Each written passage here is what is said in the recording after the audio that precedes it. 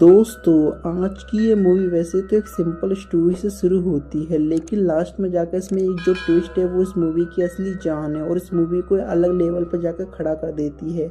इसलिए मेरी आपसे रिक्वेस्ट है कि आप इस मूवी को लास्ट तक जरूर देखें ताकि आपको उसको अच्छी तरह से एक्सपीरियंस कर पाएँ। तो चलिए बिना देरी किए शुरू करते हैं आज की ज़बरदस्त एक्सप्लेनेशन। तो मूवी की शुरुआत होती है एक अंधेरी रात से, जहां हमें एक घर में एक औरत को दिखाया जाता है। वह औरत पता नहीं क्यों लेकिन काफ़ी चिल्ला रही होती है। इसी दौरान बाहर काफ़ी तेज बारिश भी हो रही होती है और तभी हमें उस घर के अंदर एक लाश दिखती है जो खून से पूरी तरह से लथपथ होती है। कोई इस लाश को घसीट कर ले जा रहा होता है। अब सीन यहाँ से फ्लैशबैक में जाता है जहाँ हमें हेमा नाम की एक औरत को देखते हैं जो फिलहाल बहुत ही मायूसी के साथ अपनी कार में कहीं जा रही होती है। At the same time opposite side से रोशन नाम का एक बंदा अपनी बाइक से आ रहा होता है। ड्राइविंग करते समय पता नहीं हेमा का ध्यान कहाँ पर होता है और रॉन्ग रूट में जाकर रोशन को ठोक देती है, जिसकी वजह से रोशन का एक हल्का सा एक्सीडेंट हो जाता है। हेमा फौरन अपनी गलती का एहसास करते हुए अपनी गाड़ी से उतरकर रोशन को हॉस्पिटल जाने लगती है। अब हॉस्पिटल आने के बाद रोशन के हाथ में एक बैंडेज किया जाता है। शायद रोशन का हाथ कुछ ज़्यादा ही जख्मी हो चुका था। खैर अब हेमा फिर भी वहीं पर होती है और अंदर से बहुत घबराई हुई होती है, कहीं रोशन के हाथ में फ्रैक्चर ना हुआ हो। और इसी बीच वो रोशन बार बार सॉरी बोल रही होती है। हालांकि रोशन वैसे तो कुछ नहीं कहता, पर अंदर ही अंदर हेमा को बहुत गालियां दे रहा होता है कि उसकी वजह से मेरा हाथ टूट गया। फाइनली उसके बाद हेमा रोशन को अपनी गाड़ी से उसके घर पर ड्रॉप कर देती है। अब दूसरे दिन जब हेमा अपने घर पर होती है तो हॉस्पिटल से हेमा को कॉल आता है कि रोशन अब की रिपोर्ट्स आ चुकी हैं। तो इसी वजह से हेमा और रोशन डॉक्टर के पास जाते हैं। चेकअप करके डॉक्टर कहने लगता है कि घबराने की कोई बात नहीं है, बस कुछ दिन हाथ से कोई काम नहीं करना है और थोड़ा आराम करने की ज़रूरत है। यह सुनकर हेमा को काफ़ी रिलीफ महसूस होता है और फिर वो दोनों वहाँ से निकल पड़ते हैं। और रोशन वापस घर आते समय किसी स्टोर में जाकर काफ़ी सारे मैगी के पैकेट खरीदने लगता है, जिसे देखकर हेमा को समझ में आ जाता है कि रोशन अभी सिंगल है, इसके घर में कोई मौजूद नहीं है। इसके बाद हेमा रोशन को उसके घर पर ड्रॉप कर देती है। फिर हेमा जब वापस अपने घर पर आती है तो देखती है कि रोशन अपना फ़ोन उसकी गाड़ी में ही भूल गया है। इसलिए दूसरे दिन हेमा अपने हाथ से ब्रेकफास्ट प्रिपेयर करने की रोशन के घर पर आ जाती है। उसको उसका मोबाइल देकर उसके सामने ब्रेकफास्ट रख देती है। ब्रेकफास्ट में पूरियाँ होती हैं और काफ़ी दिनों बाद रोशन पूरियाँ खा रहा होता है। उसे वो बहुत ही अच्छी लगती हैं और वो हेमा को थैंक यू बोलता है। हेमा कहने लगती है कि आप अपनी माँ को भी बोल दीजिएगा, वो अपनी बनाकर खिला देगी। इन्हीं बातों ही बातों में हेमा को यह बात पता चलती है कि रोशन अब माँ उस दुनिया में नहीं है और उसकी फैमिली भी नहीं है, यानी रोशन अब अनाथ है। दूसरे दिन रोशन हेमा को कॉल करने की कहीं बाहर जाने की बात करता है क्योंकि वो बाइक नहीं चला सकता। तो तभी हेमा को गुस्सा आ जाता है और वो कहती है कि आप मुझे क्या समझ रखा है, मैं आपकी काम वाली हूँ क्या। इस तरह से वह रोशन को बहुत डांटने लगती है और बेचारा रोशन मायूस होकर फ़ोन को कट कर देता है। लेकिन थोड़ी देर में बाद दूसरी तरफ से हेमा को एहसास होने लगता है कि रोशन की यह हालत तो इसकी वजह से ही हुई है। इसलिए वह दोबारा रोशन को कॉल करके उसको रेडी होने के लिए कहती है। यह सुनकर रोशन भी बहुत खुश हो जाता है। वापस लौटते वक्त दोनों किसी रेस्टोरेंट में जाकर लंच करने लगते हैं। इसके बाद जब दोनों वापस अपने घर पर आ रहे होते हैं तभी हेमा का कार का टायर पंचर हो जाता है। यह देखकर बेचारा रोशन अपने एक ही हाथ से टायर को रिप्लेस करने लगता है। उसे देखकर हेमा उसकी मदद करने लगती है। फिर बातों ही बातों में रोशन हेमा को अपने घर पर इन्वाइट करता है। अब घर आने के बाद चाय पीते समय रोशन की घर की लाइट चली जाती है। रोशन अब जब अजीब सा बिहेव करते हुए हेमा को अपनी तरफ खींचने लगता है, लेकिन तभी हेमा रोशन को जोरदार थप्पड़ लगाकर वहां से चली जाती है। अब कुछ दिनों तक तो हेमा और रोशन के बीच कुछ बातचीत नहीं होती। फिर 2 दिनों बाद जब रोशन अकेला ही हॉस्पिटल जाता है अपने हाथ के बैंडेज को निकलवाने के लिए, तो शॉकिंगली वहाँ पर हेमा भी आ जाती है। तो अपने हाथ से रोशन के हाथ का बैंडेज निकालती उसको सॉरी बोलने लगती है, यानी हेमा भी रोशन को पसंद करने लगती है। इस तरह इन दोनों की लव जर्नी स्टार्ट हो जाती है। हर रोज़ मुलाकात करते, कहीं ना कहीं घूमने जाती। इस बीच एक दिन हेमा रोशन से मुलाकात करके वापस अपने घर पर आती है तो वहाँ पर हमको यह बात पता चलती है कि हेमा की ऑलरेडी शादी हो चुकी होती है और उसके हस्बैंड का नाम एलेक्स है। उसके साथ सीन थोड़ा फ्लैशबैक में जाने लगता है। एक दिन एलेक्स उसकी फैमिली को हेमा के देखने के लिए उसके घर पर आते हैं, लेकिन यहाँ पर हेमा नोटिस करती है कि एलेक्स हेमा को नहीं देख रहा होता। वो हमेशा मोबाइल में चिपका रहता है। ऐसा लगता है कि हेमा में उसको कोई इंटरेस्ट नहीं है। लेकिन इसके बावजूद भी हेमा और एलिस की शादी हो जाती है। उसी रात दोनों फैमिली वाले बहुत एंजॉय करते हैं। अब थोड़ी देर बाद हेमा अपने हाथ में दूध का गिलास लेकर एलिस के कमरे में आती है और उस वक्त एलेक्स किसी से फ़ोन पे बात कर रहा होता है। वो अपना फ़ोन कट करके हेमा के पास आता है। थोड़ा रोमांटिकली मूड होने लगता है, लेकिन उसी वक्त एलेक्स को दोबारा किसी का कॉल आता है और ऐसा लगता है कि दूसरा वाला बंदा किसी प्रॉब्लम में है। एलेक्स फ़ौरन अपने कपड़े चेंज करके बाहर जाने लगता है। वो हेमा से कहता है मैं थोड़ी देर में वापस आ जाऊँगा। इसी तरह हेमा उस रात अकेला छोड़कर चला जाता है। सुबह होने के बाद हमको पता चलता है कि एक्चुअली एलेक्स सोफी नाम की लड़की से अफेयर में है और एलेक्स कल रात उसी के पास था। फिर 2 दिनों बाद एलेक्स की बहन एलेक्स को डांटने लगती है कि तुम हेमा को इतना टाइम क्यों नहीं दे रहे हो, हर वक्त काम इम्पोर्टेंट नहीं होता, वो नहीं हमारे घर पर आई है, उसका ख्याल रखा करो। तो उसी रात एलेक्स हेमा को लेकर डिनर के लिए आ जाता है और उस वक्त भी एलेक्स किसी के साथ फ़ोन में बिजी होता है। अब एलेक्स को बिजी देखकर हेमा खुद खाने का ऑर्डर देने लगती है और जब वो खाना टेबल पर आता है तो एलेक्स को बिल्कुल भी पसंद नहीं आता, इसलिए वो हेमा को डांटने लगता है कि मैं ऐसा खाना नहीं खाता। वहाँ सभी लोग के सामने हेमा शर्मिंदा होने लगती है। फिर एक दिन जब एलेक्स और सोफी एक जिम में वर्कआउट कर रहे होते हैं तो उसी पर एलेक्स की बहन बिना कुछ जाना बताए एलेक्स को कॉल करके फ़ौरन घर पर आने को कहती है।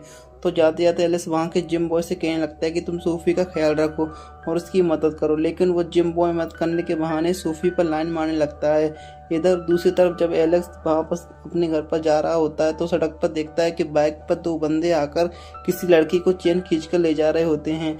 इसके बाद एलेक्स फ़ौरन अपनी गाड़ी में उतरकर उन दोनों को सामना करने की कोशिश करने लगता है। वो दोनों पहले तो एलेक्स को चाकू दिखाकर धमकाने लगते हैं, लेकिन जब उनकी बाइक स्टार्ट नहीं होती तो वो दोनों डर के मारे उस चेन को वहीं छोड़कर भाग निकलते हैं। और उस सड़क के किनारे भिखारी बाइबल पढ़ रहा होता है। एलेक्स उस बंदे को कुछ पैसे देने लगता है तो बदले में वो बंदा एलेक्स को एक छोटा सा क्रॉस देने लगता है। एलेक्स जब वापस अपने घर पर आता है तो एलेक्स की फैमिली और हेमा की फैमिली वापस अपने अपने घर जा रहे होते हैं और उन्हीं से मिलने के लिए उसकी बहन ने फ़ोन आया था ताकि जाने से पहले वह सभी से मिल सके। और दूसरे दिन हेमा और बहुत प्यारी सी एलेक्स के लिए खाना बनाने लगती है, लेकिन एलेक्स तो सोफी के पैर में पूरी तरह से डूबा हुआ था। एक्चुअली सोफी इसी के ऑफिस में काम करती है। ये दोनों बाहर डिनर करके आते हैं। एलेक्स के घर वापस आने के बाद हेमा बहुत ही प्यार से एलेक्स के लिए खाना परोसने लगती है, लेकिन एलेक्स बहाने बनाने लगता है कि मेरी तबीयत ठीक नहीं है, मुझे ठीक से डाइजेशन नहीं हो रहा है। इसी तरह बहाना बनाकर वह सो जाता है। बेचारी हेमा बहुत ही दुखी होने लगती है और सुबह होने के बाद अपनी माँ को फ़ोन करके अच्छे से डाइजेशन के लिए या कौन सा अच्छा खाना रहेगा उसकी टिप्स लेने लगती है। उसकी माँ उसको बताती है कि कड़ी राइस अच्छा रहेगा, तो हेमा कड़ी राइस बनाकर एलेक्स के ऑफिस में ले जाने लगती है। इस तरह ऑफिस में एलेक्स सोफी को अपने केबिन में बुलाकर उसके साथ रोमांस करने की कोशिश करने लगता है, लेकिन सोफी थोड़ी जल्दी में होती है, इसलिए वो एलेक्स को दूर कर देती है। थोड़ी देर बाद जब हेमा एलेक्स की केबिन में आती है तो एलेक्स थोड़ा शॉक हो जाता है और हेमा कहती है मैं आज आपके लिए ऐसा खाना लेके आई हूँ जो आपके डाइजेशन के लिए बिल्कुल अच्छा रहेगा। इसलिए वो प्लेट वॉश करने के लिए वॉशरूम में चली जाती है। उसी वक्त सोफी दोबारा एलेक्स के पास आकर उसकी सॉरी बोलने लगती है और सॉरी बेबी मैं थोड़ी जल्दी में थी। इस तरह वो ज़बरदस्ती एलेक्स के करीब आने लगती है और उसी वक्त हेमा बाहर आकर उन दोनों को एक साथ देख लेती है। ये देखती है उसके पैरों तले ज़मीन खिसक जाती है और वह बहुत दुखी होकर वापस अपने घर जाने लगती है। दोस्तों ये वही सीन है जो हमने मूवी की स्टार्टिंग में देखा था, जो हेमा ने रोशन का एक्सीडेंट कर दिया था। अब कहानी प्रेजेंट डे में आती है। जब हेमा वापस अपने घर पर आती है तो एलेक्स बहुत दुखी होता है। ये सीन दोबारा थोड़ा फ्लैशबैक में जाने लगता है। एक्चुअली एक दिन एलेक्स को यह बात पता चलती है कि उसकी गर्लफ्रेंड सोफी उसी जिम बॉय के साथ इधर उधर घूम रही होती है। अब एलेक्स कंफर्म करने के लिए होटल में जाता है तो सच में उस दिन सोफी उस बंदे के साथ होती है, लेकिन एलेक्स सोफी को कुछ नहीं कहता, वापस अपने घर पर आ जाता है।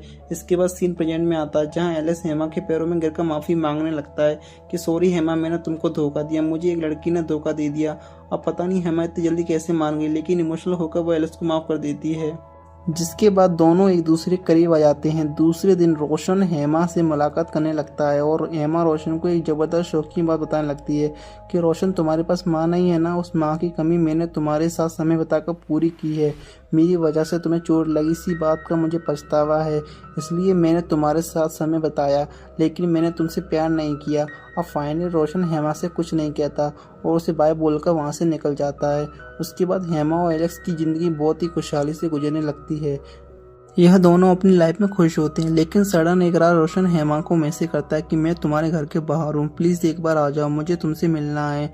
हेमा कॉल करके बताने लगती है कि तुम यहाँ से फ़ौरन चले जाओ, मेरा तुम्हारा कोई मतलब नहीं है, फिर क्यों मुझसे मिलने आए हो। लेकिन रोशन जिद करके अब वह दरवाज़ा ओपन कर देती है। अब रोशन कहने लगता है कि मैं इंडिया से छोड़कर फ़ौरन जा रहा हूँ, तो जाते समय मैं तुमसे आखिरी बार मिलने के लिए यहाँ पर आया हूँ। इस तरह में जब यह दोनों बात कर रहे होते हैं तो उसी वक्त एलिस अपने कमरे से बाहर आ जाता है, जिसे देखकर रोशन किसी तरह जगह छुप जाता है।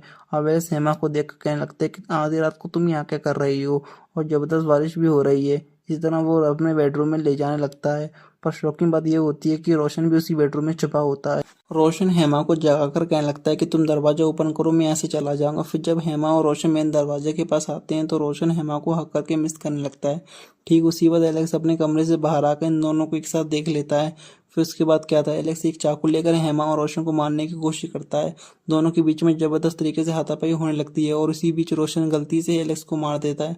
अब अपनी एक लाश को देखकर हेमा फूट फूट कर रोने लगती है कि अभी इसकी जिंदगी स्टार्ट हुई थी और इतनी जल्दी खत्म भी हो गई, और रोशन को गालियां देने लगती है कि तुम्हारी वजह से मेरी जिंदगी बर्बाद हो गई। अब पहले तो रोशन हेमा को से कहने लगता है कि मैं हेमा फिक्र मत करो, मैं खुद पुलिस पर जाकर सरेंडर कर दूंगा। लेकिन थोड़ी देर बाद वह दोबारा हेमा से कहने लगता है कि नहीं हेमा, हम दोनों एक दूसरे के साथ जिंदगी गुजारेंगे, लेकिन पहले हम दोनों को एलेक्स की लाश ठिकाने लगानी पड़ेगी। इस तरह से वो एलेक्स की लाश को बड़े से कपड़े में लपेट देते हैं। हेमा अभी तक शौक में होती है, उसे कुछ समझ में नहीं आ रहा होता कि वह क्या करे, बस रोशन की बातों को फॉलो करती है। थोड़ी देर बाद रोशन हेमा से कहता है कि तुम यहीं पर रुको, मैं अभी बाहर जाकर मैं इस लाश को ठिकाने लगाने का इंतजाम करता हूँ। इस तरह से वह जगह फाइंड आउट करने के लिए बाहर चला जाता है। अब घर में हेमा अकेली होती है तो हेमा के साथ कुछ अजीब सा होने लगता है। अचानक से हेमा के सामने एलेक्स के माँ बाप आ जाते हैं। वो फूट फूट कर रोने लगते हैं। वो हेमा को बहुत मारते हैं और इसी बीच में हेमा ये देखती है कि एलेक्स की लाश हवा में उड़ रही है। बाद में पता चलता है कि ये सब कुछ हेमा का नाइटमेयर, उसने बुरा ख्वाब देखा है। वेल अब बहुत देर हो चुकी होती है, रोशन अभी तक नहीं आया होता, इसलिए वो चेक करने के लिए हेमा रोशन के घर पर जाती है। तो उसे जबरदस्त शॉकिंग बात पता चलती है। वो देखती है कि रोशन उसके लिए एक डेटा छोड़ के गया है, जिसमें लिखा है कि इस मामले को वो अब जाना संभाल नहीं पाएगा, इसलिए वो इंडिया छोड़कर जा रहा है। ये लेटर पढ़ने के बाद हेमा होश उड़ जाते हैं। बेचारी टूट कर बिखर जाती है। इसी दुख में साथ पैदल बाहर आ जाती है और वह देखती है कि कुछ पुलिस वाले उस जगह पर पेट्रोलिंग कर रहे होते हैं। पुलिस वालों को देखकर हेमा किसी जगह पर छुपने लगती है और तभी वह देखती है कि एलेक्स की डेड बॉडीज को फॉलो कर रही है, मतलब उसे फिर से हेलुसिनेशन हो रहे हैं। और डर कर इससे बचकर भागने लगती है और किसी जगह पर आकर बेहोश होकर गिर जाती है। थोड़ी देर बाद जब हेमा अपनी आंखें खोलती है तो ये किसी कब्रिस्तान में होती है। वो देखती है कि कुछ अंगूरी बाबाओं ने हेमा को यहाँ कर लेकर आए हैं। अब हम यहाँ पर एक शॉकिंग बात पता चलती है, जिस वजह से ये सिंपल सी मूवीज मोड पर आकर एक्स्ट्रा ऑर्डिनरी बन जाती है। अब यहाँ पर हेमा के सामने हम उसी आदमी को देखते हैं जिसने उस दिन एलेक्स को क्रॉस दिया था। जब एलेक्स ने उस बंदे को पैसे दिए थे, वो बंदा पता नहीं कैसे सब कुछ जानता था, इसलिए वो सारी बातें हेमा के सामने करने लगता है और हेमा चुपचाप उसकी बात सुनती रहती है। ये आदमी हेमा को एक वरदान जैसा कुछ देता है कि मैंने तुम्हारी परेशानी को जानता हूँ और तुम्हारी गलती को सुधारने के लिए तुम्हें एक मौका देता हूँ। ऐसा कहते हुए वो हेमा को थोड़े पास्ट में भेजता है। हेमा दोबारा उस जगह पर आ जाती है जहाँ पर एलेक्स और रोशन एक दूसरे से झगड़ा कर रहे होते हैं। इस बार रोशन एलेक्स को मारने वाला होता है, तभी हेमा रोशन को रोकने लगती है और एलेक्स को मारने नहीं देती। इसके बाद जोर से चिल्लाकर रोशन से कहती है कि मुझे तुम्हारी ज़रूरत नहीं है और मैंने तुमसे बोला था कि मैं तुमसे प्यार नहीं करती और ना मेरे मन में तुम्हारे लिए कोई फीलिंग है, इसीलिए यहाँ से चले जाओ। मेरे लिए मेरा पति ही इम्पोर्टेंट है। रोशन के जाने के बाद हेमा एलेक्स को हक करके बहुत रोने लगती है और उसे माफ़ी मांगने लगती है। वो उसे अपनी और रोशन की सारी बातें बताती है, जिसके बाद एलेक्स को अपनी गलती का एहसास हो जाता है।